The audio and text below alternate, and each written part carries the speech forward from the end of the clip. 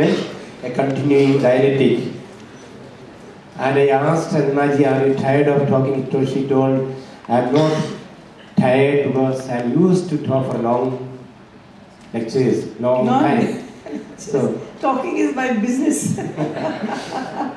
So, Yes. to Annaji. It's work. I mean, when I relax, I just stop talking. But work means talking for me, unfortunately.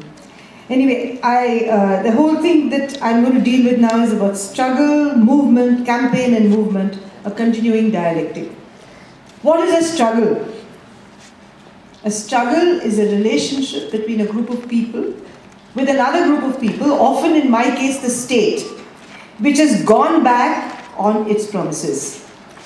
We go back to Ambedkar, what he said about one person, one vote. How long will it take for economic and social equality to be established in this country?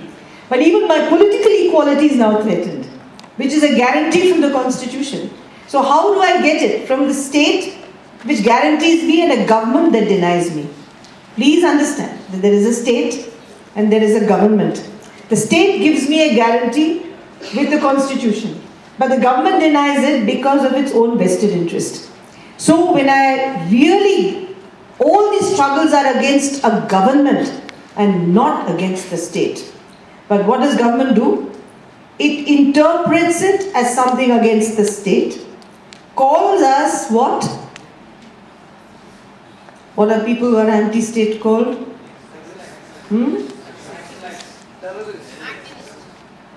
I'm an activist, but I'm not. Nationalist, terrorist. Then there's another very legal word which you use. Sorry? Reason, extremists, but sedition. We have an act called the Sedition Act, which you all know.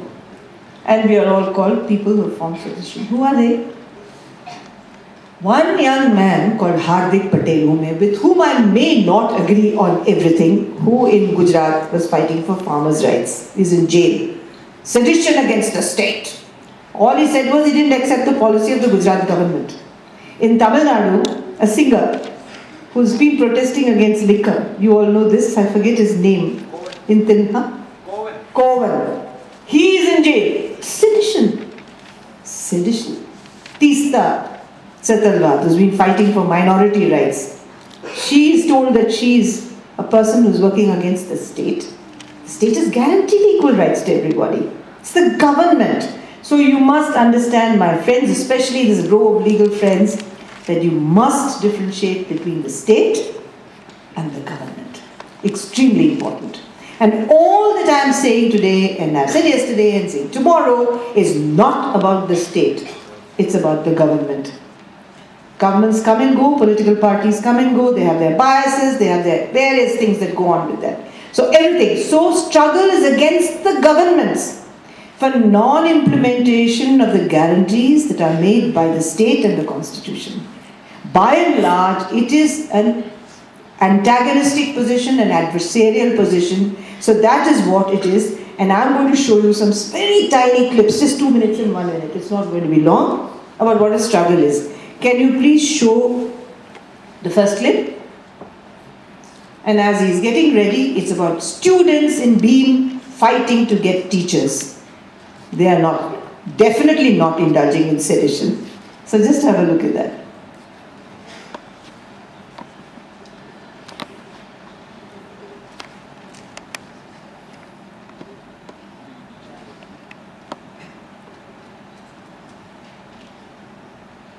What's happened?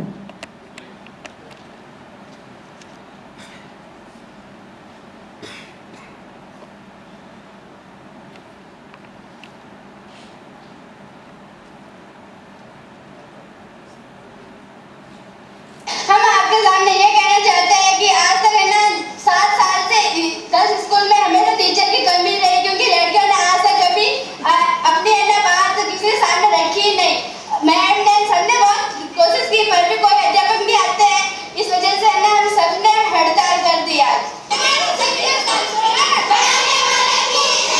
शिक्षा का अधिकार मिला। Principal आपके हैं क्या? Principal नहीं।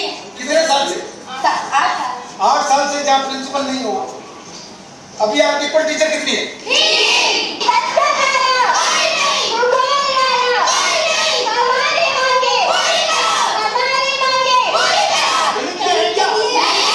भूगोल के, संस्कृत के और हिंदी के, कंप्यूटर के नहीं है। कंप्यूटर के भी नहीं है। एक बार जल्दी जल्दी आते हैं, फटाफट किताबें निकालो, फटाफट किताबें निकालो, फटाफट पढ़ के चले जाते हैं।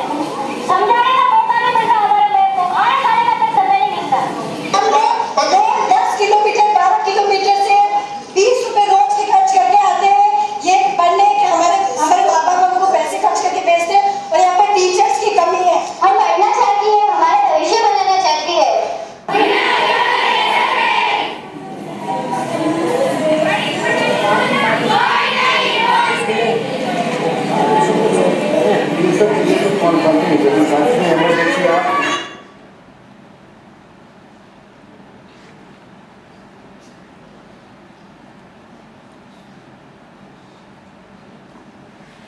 You have not shown the full film?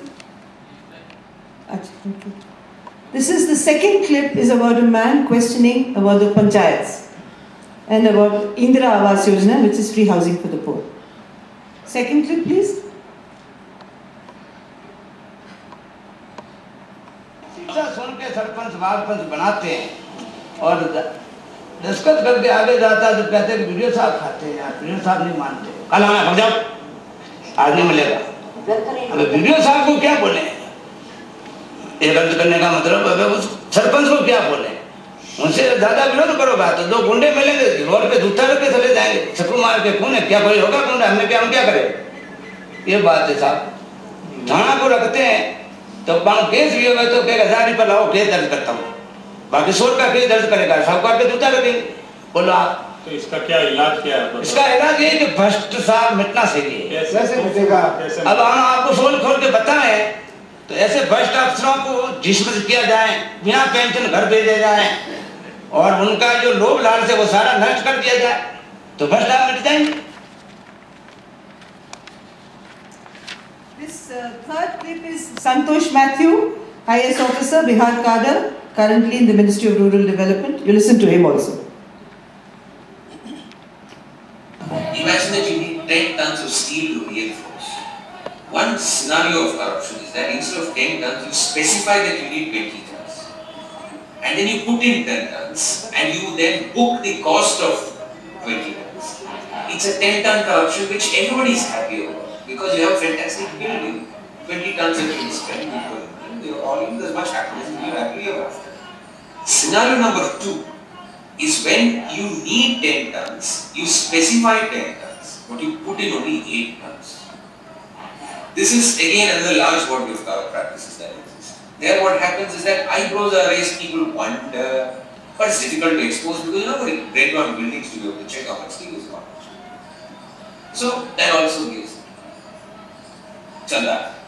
But there's a third scenario of corruption which hits you and me as scams, and which is what the system responds to. Is when you need 10 tons of steel, you put in only 3 and then you book it. What happens? The building collapses. Scams. That is scam. That's what scams.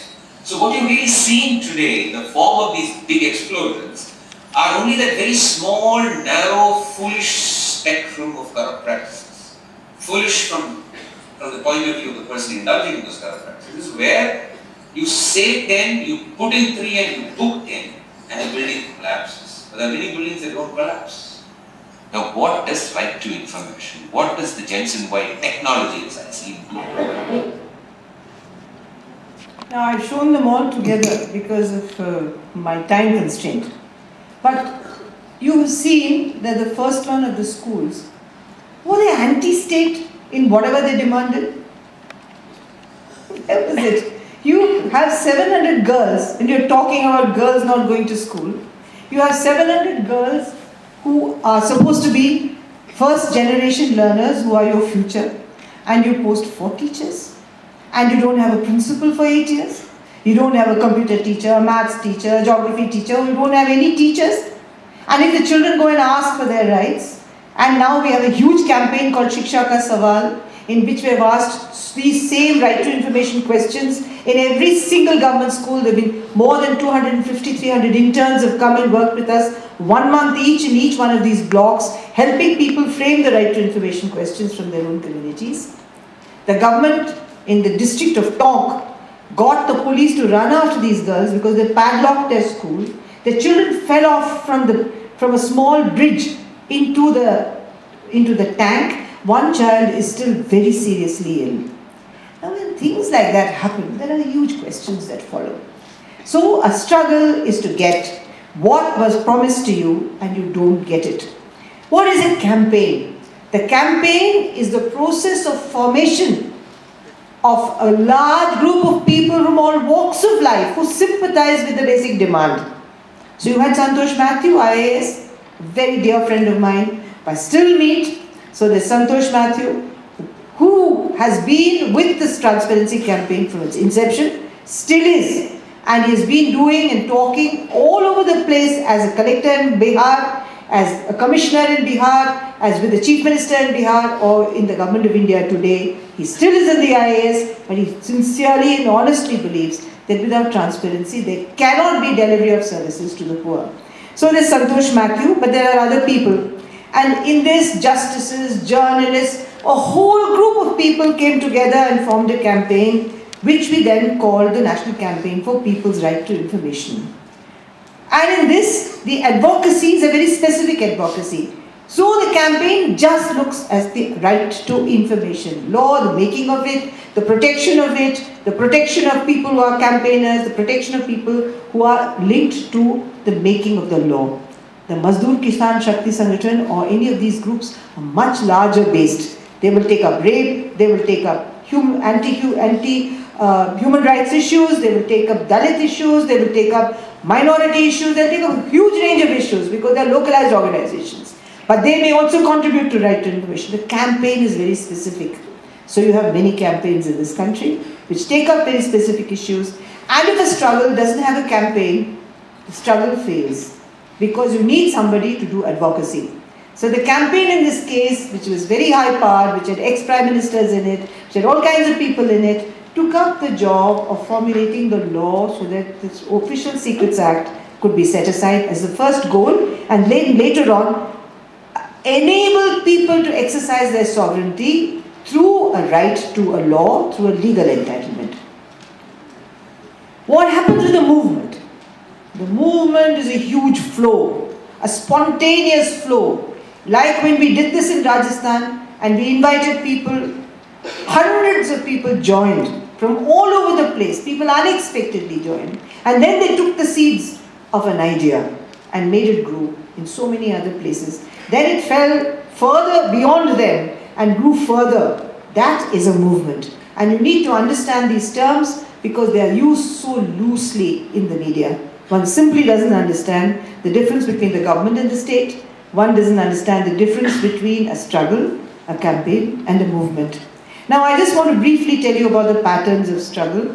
How will I make this work? Division?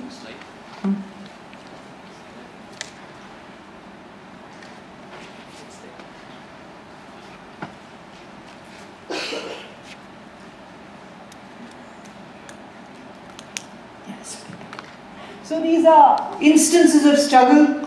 You see our banner, and then at the back we have the Gotala Rath Yatra, with which I haven't spoken, but I will shortly. These are various scenes of the kinds of struggles that we do.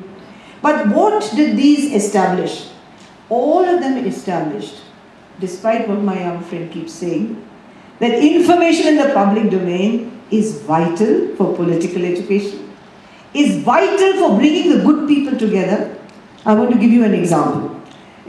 All the various good people get together and you have a possibility of a democratic people. You have a possibility of agreement across sectors. See, yes, it's true, you're young, and if you want to take age as an indicator, I'm elderly, you're younger. If you want to take gender as an indicator, I'm a woman with so many young women, and they are the men. If you want to take class as an indicator, you want to take so many, language, religion, there are many indicators. But we are a democratic people, we are united by being citizens of India. Where do you get the feeling of citizenship? Where do you get the feeling that you all belong together? that we are part of one people, that we need to act together, think together to make this country work. It is not going to work if one section of these people wants something and the others don't. So how do you make that bridge? And how do you get all the irritants? You resolve some of those irritants and reduce some of those irritants. It is done through coming together in these public platforms of people voluntarily across the board. And the RTI campaign did one thing further. It institutionalized some things, which I will talk about tomorrow. So kept the momentum going. But in Biawar, we had this extraordinary 40-day sit-in. And we had the first 4 days, they said, you are just singers. What are you doing here? In Hindi, they said, "Dholki bajane wale ho. Kya kar loge aap log?" So one of my colleagues was asked, "Ye neta kaun hai? Who's the leader?" And he said, "I'm the leader." He's now died. But he said, "I'm the leader." His name was Lakshman. And that fellow said, "Yeah, we've seen big stalwarts politicians fail. What are you? You're a nincompoop." So in Hindi, he used the word tatpunja. He said, "You're a tatpunja, you will never win this battle." He said, "Never mind, I am the leader," because we don't have leaders in the MKSS. Then one woman came to me, a local elected municipal corporator, and she told me, "Aruna ji, you have to win this." I said, "It's not in my hands. Go to Bhairav Singh Shekhawat, the chief minister at that time, and make him concede to our demands and we will win. How can I win or lose?" I said, "But why are you so interested?" She said, "We have bet on you. Satta khele hai." Satta, you know what satta is? Public betting. What do you call satta in the local language? Satta is a very Hindi word. Huh? What is that? Public betting. Huh? So it's public betting. And many of the people in Biawar had bet that the MKSS would win its battle, and others, of course, that it wouldn't. And she had invested some 10 rupees or 20 rupees or 100 rupees, and she wanted to win the battle. When you reach that stage, you're a publicly discussed point of view. So everybody in Biawar, all the dharamshalas open to us. I mean, we had free videography, free water, 400 organizations signed up with this. That's when the campaign was born. But in that spontaneity of coming together, we had good politicians, we had good journalists, we had good activists, we had good NGOs, we had good teachers, professors, lawyers. Everyone came together on that platform saying, this is what we want. So at that coming together of understanding that issue, you really have to have the kind of coming together is possible only if you're in a public domain. And that volatile and public domain has to be established through struggle and through campaign. In the campaign, sorry if I got stuck now. And in the campaign, when we formed the National Campaign for People's Right to Information, if you have any problems with the law, I'll refer you to Justice Sawant, because he's the primary drafter of the law. The Right to Information law was drafted by Justice Sawant, who was the chairperson of the Press Council of India, in consultation with the Lal Bahadur Shastri Academy of Administration, but which involved consultations with all of us. For instance, N.C. Saxena, who was the then director of the Lal Bahadur Shastri Academy and then became Secretary Rural Development, joined the National Advisory Council and now is retired but still is a public figure. He was the one who gave us that one override as to what should be negative and what should be positive information. We were making lists and lists and lists. He just walked into the meeting in Mussoorie and he said, "But why are you battling with all this? What negative and what positive list? You transfer your sovereignty to the representative. So what the representative can see, you can see. What the representative can't see, you can't see. So what a member of parliament or a member of the legislative assembly can see, the citizen can see. And that's an override in the act. So many of these things came from so many different kinds of people, and the law was fashioned, and the advocacy and the campaign took great strides along with it. Can we just have those clips now, please? The rest of the clips. But one very important thing that we formed as part of this continuum was the public hearings, the Jan Sunwai. The Jan Sunwais, Santosh Mathew, I wanted to show him now, but he was shown before. What that actually established, what Santosh was talking about, was the ability of all these people to come together to look at performance and governance. For the first time, the Right to Information law looked at governance, and it's the first campaign that looked at governance. All the other campaigns looked at specifics. The Right to Information law, because it was derived from Article 19 of the Constitution, dealt with a fundamental right, looked at governance. So the Jan Sunwai became a part of the governance process. What is a Jan Sunwai? It's a public audit. And please just hold on for 1 minute. I'm just getting to it.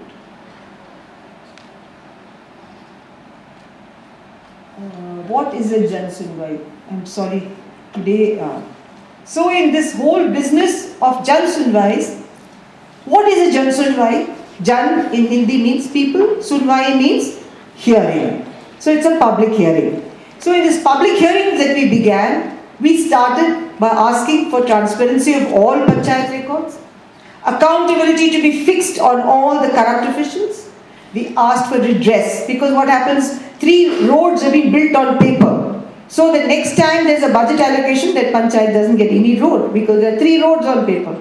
They say, ban gaya hai, why do you want a road? But actually there is no road. So we asked for redress for the money to come back. And we asked for public audit, which finally transformed itself into social audit. That public audit should be held because this was all post the financial audit. The finance had given a clear chit. All the certificates are in place. Completion certificate, no roof.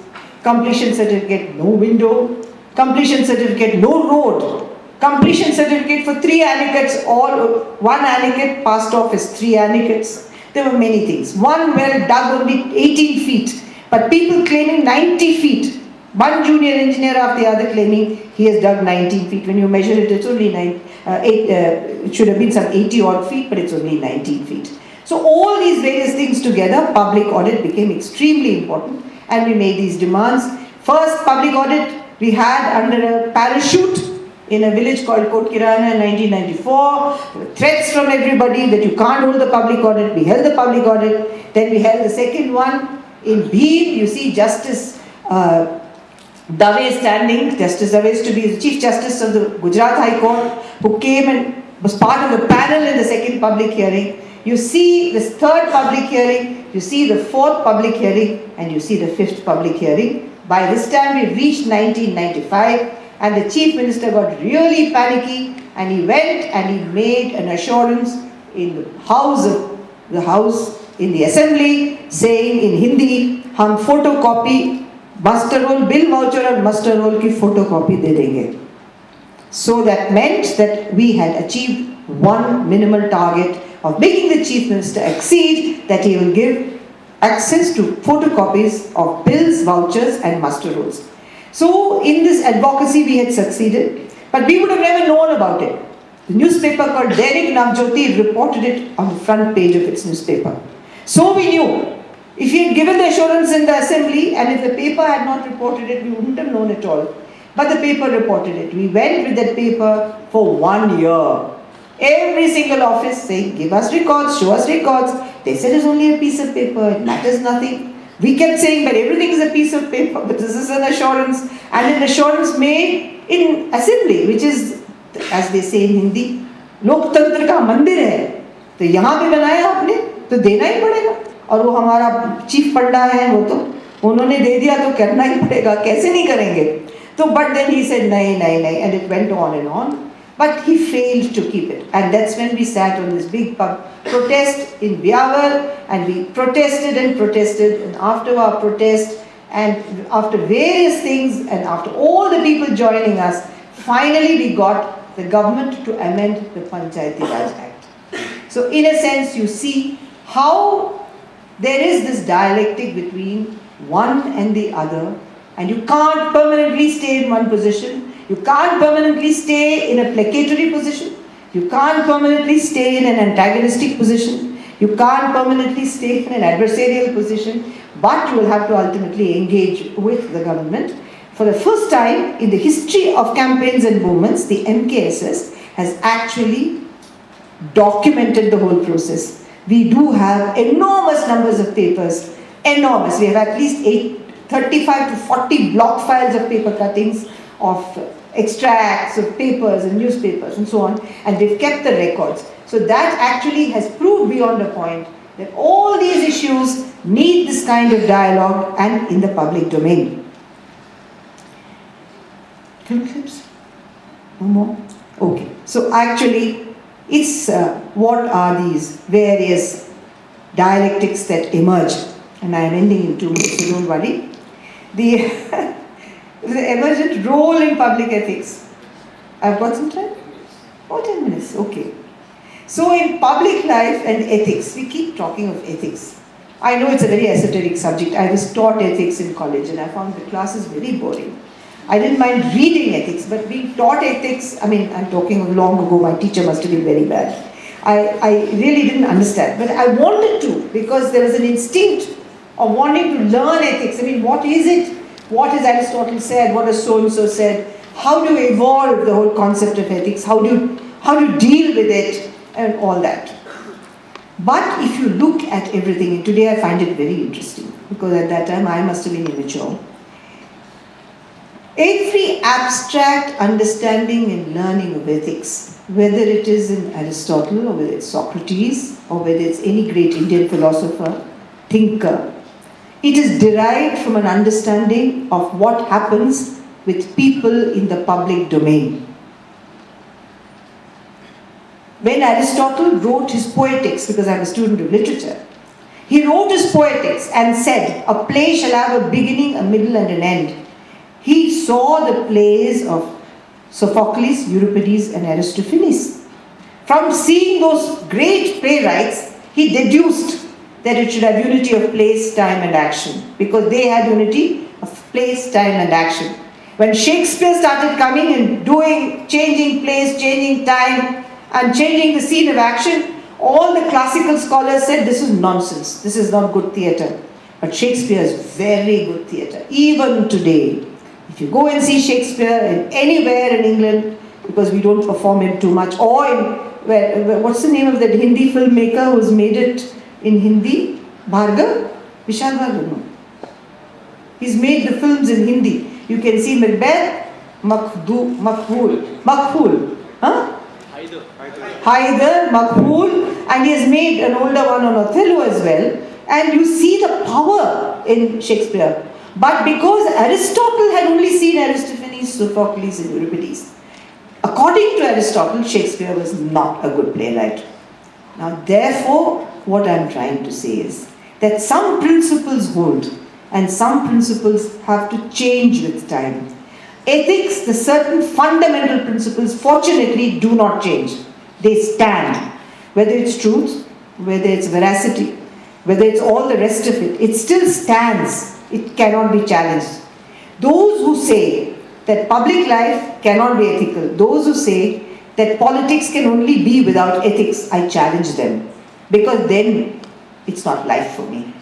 It's travesty, it's disorder, it's a breakdown of all systems, it's chaos. It's not even anarchy. Anarchy has its own rules. This is not even anarchy. It's just a free-for-all. Then there are no governments, there are no nations, there is no world, there is no United Nations, there is no elections, there's nothing for me, there is no constitution. So in a sense, public ethics for me is vitally important. That's what binds you and me as individuals, as a collective, and as various groups to the country. So how do you understand contemporary happenings? That's why the Right to Information campaign was an ethical campaign. The Right to Information campaign was also a philosophical campaign at one level. Because they used to say in our villages, ये तो धर्म का काम है. Meaning it's ethical work. ये तो धर्म का काम है, किसी को हिंसा से बचाना धर्म का काम है. They used to keep saying, ये धर्म का काम है. So if it is धर्म का काम, then I used to feel quite elated when they said it, because it related a set of very materialistic needs to a political philosophy and ultimately to an ethics which is fundamental to life. So this cyclical process of a continuing dialectic still holds. You don't say, I've achieved the law, so that's it. Then begins the second set of questions. The conclusion of the first becomes the hypothesis of the second. So you have, now how do you implement it? And you have a million other issues. Then you have second generation issues, and you have a third generation issues. So, but unless you have movements, campaigns, and struggles, and as a continuing dialectic, a democracy will fall ill.